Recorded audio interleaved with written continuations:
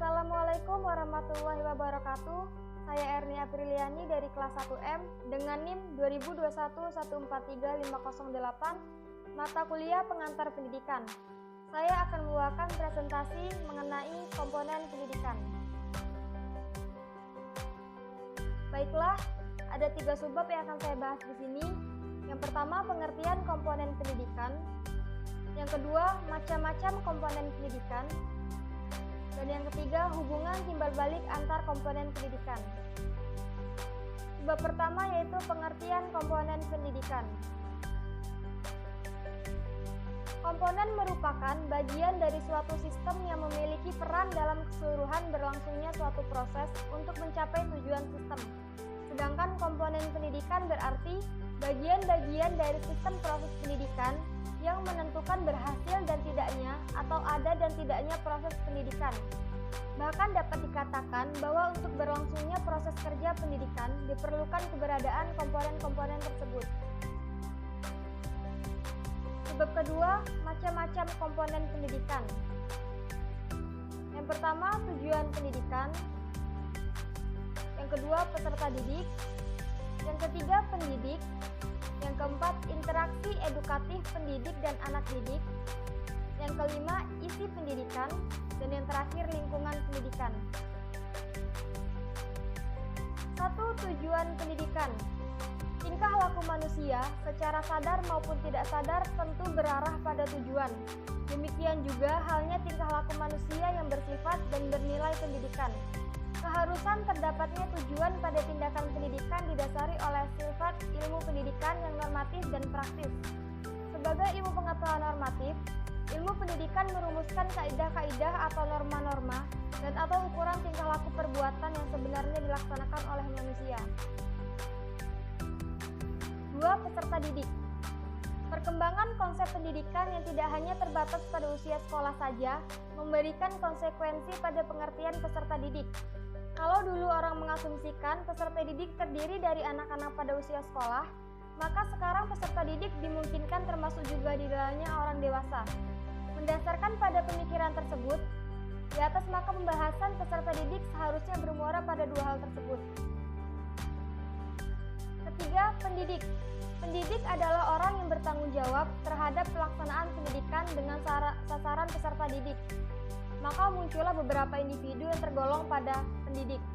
Guru sebagai pendidik dalam lembaga sekolah, orang tua sebagai pendidik dalam lingkungan keluarga, dan pemimpin masyarakat baik formal maupun informal sebagai pendidik lingkungan masyarakat.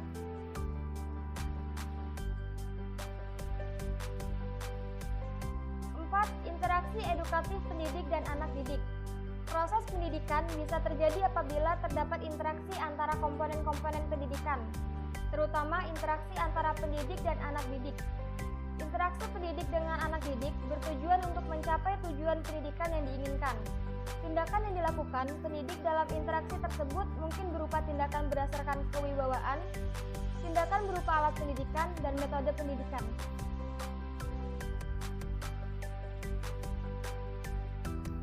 Kelima, isi pendidikan. Isi pendidikan memiliki kaitan yang erat dengan tujuan pendidikan.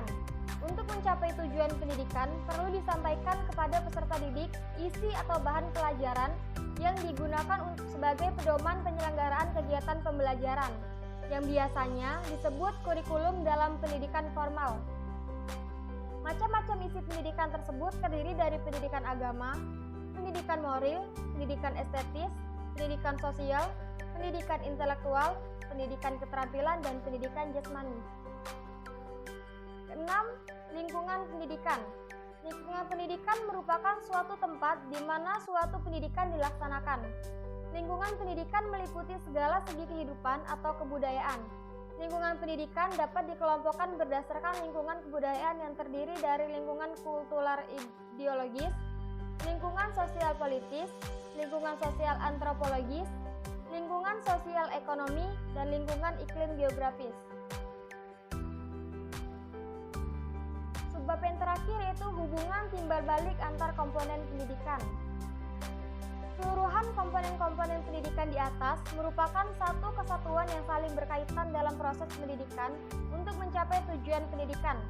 Input mentah atau raw input yaitu peserta didik.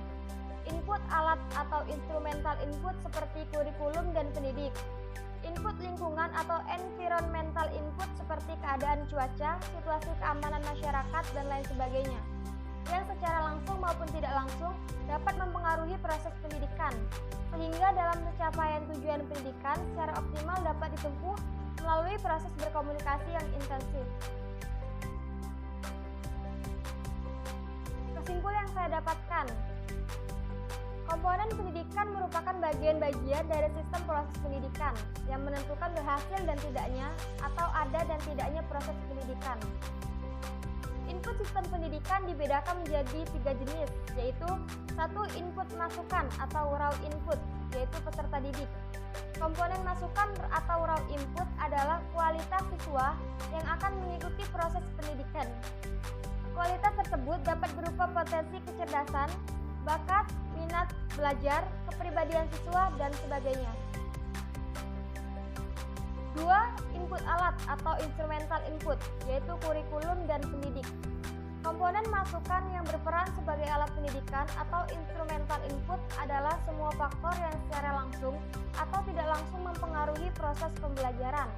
Misalnya kurikulum, media pengajaran, alat evaluasi hasil belajar, fasilitas atau sarana dan prasarana, guru, dan lain sebagainya. Yang ketiga, input lingkungan atau environmental input, yaitu keadaan cuaca, situasi keamanan masyarakat, dan lain-lain, yang secara langsung maupun tidak langsung dapat mempengaruhi proses pendidikan. Berbagai jenis input pendidikan terseleksi dan akan membentuk komponen-komponen pendidikan, yaitu tujuan pendidikan, peserta didik, pendidik, interaksi edukatif pendidik dan anak didik, isi pendidikan, dan lingkungan pendidikan. Dan komponen-komponen pendidikan di atas saling berkaitan dan merupakan satu kesatuan dalam proses pendidikan untuk mencapai tujuan pendidikan. Baiklah, itu saja yang bisa saya jelaskan. Saya akhiri. Wassalamualaikum warahmatullahi wabarakatuh.